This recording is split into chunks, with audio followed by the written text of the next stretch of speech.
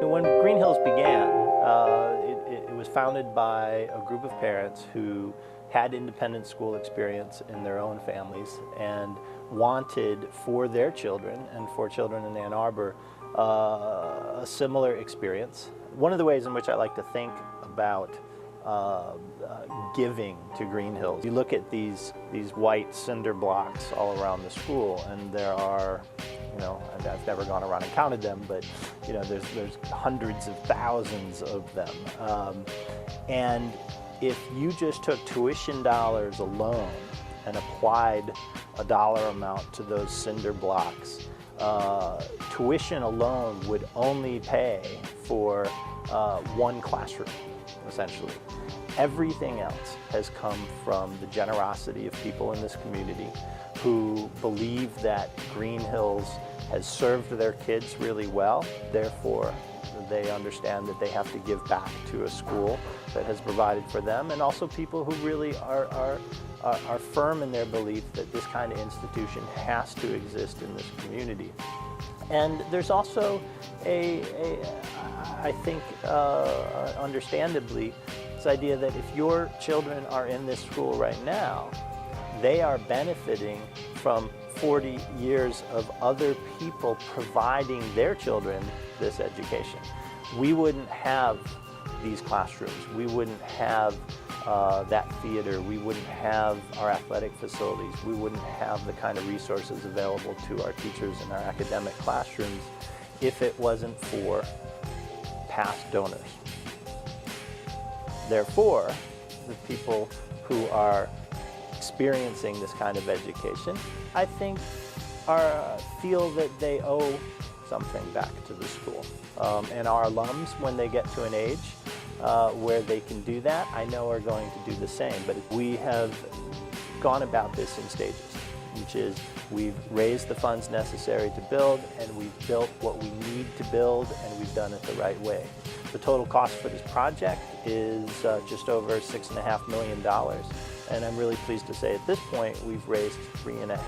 And we've done this with people in this community whose children have experienced the school in the past, and also current parents who understand that it's necessary for us to do this.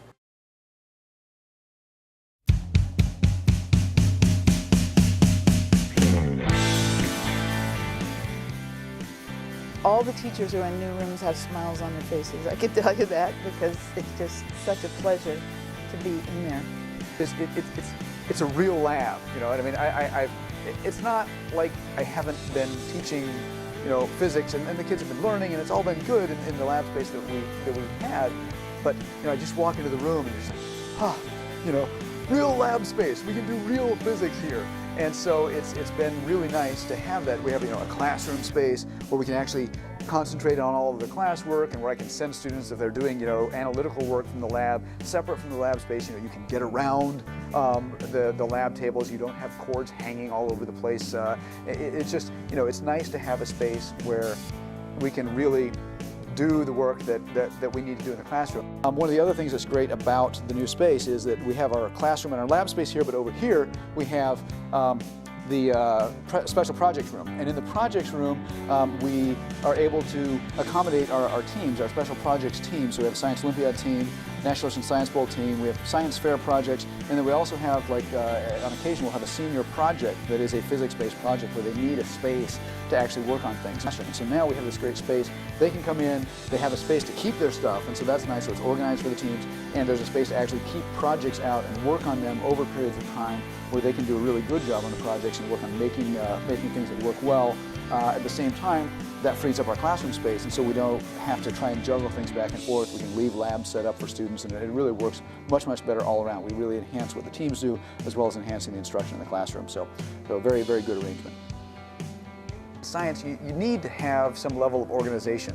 And with the new lab space, per design, in our discussions early on, and it's worked out very nicely, we have drawers 1 through 6 where these things go. And being a lab science where you have to learn about how do you organize data, how do you organize things to do something in a way that is reproducible, to do something in a way where you can get results that you can actually trust, and that's part of doing science as well.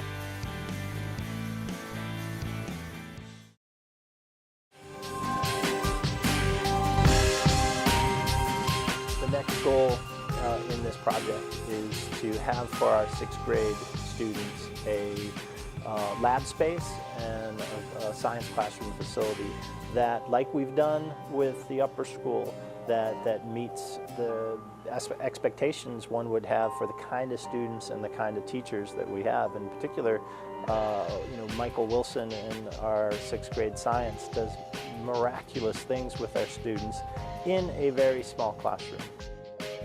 Really urgent on our list is 6th grade. And actually, back when we started in 2004 and 2005, and we're just getting going talking about all this, 6th grade was high up on our list then as well, because 6th grade science is taught as lab-based, hands-on, inquiry-based science, and yet their classroom space is one of our normal 24 by 24 foot classrooms.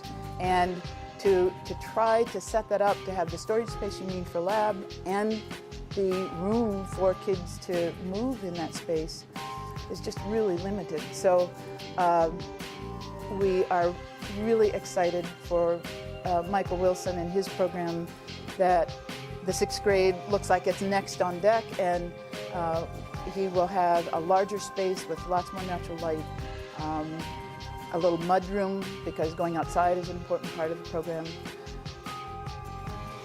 Right now, the new extension as proposed would include a lot more storage space, which is really needed right now, to store science materials, microscopes, building materials, things such as that. We're really inadequate the way we have. Currently we have electrical extensions coming from the ceiling, which is really good, but it would be nice to have them such that they're accessible from the floor. We would also have wet lab capabilities, which would allow us to do some really cool labs with regard to water, glaciation, things such as that. And also a mud room where we could go outside, have a place to keep muddy boots and things like that we can go out and utilize the natural space on the property here to explore some of the flora and fauna. So we're really excited about the way that this is laid out. It will be a green extension, from what I understand, and I think that the kids will really benefit and will expand their interest and motivation to be the scientists of the future. We can't undergo this project, and we can't improve the facilities of Greenhills School and ensure this kind of education for students of Greenhills in the future alone. We can't do it with just a select group of donors. We have to do it with your help, and we have to do it with everyone to ensure the future of Greenhills School as we build toward this being the best educational institution in Ann Arbor.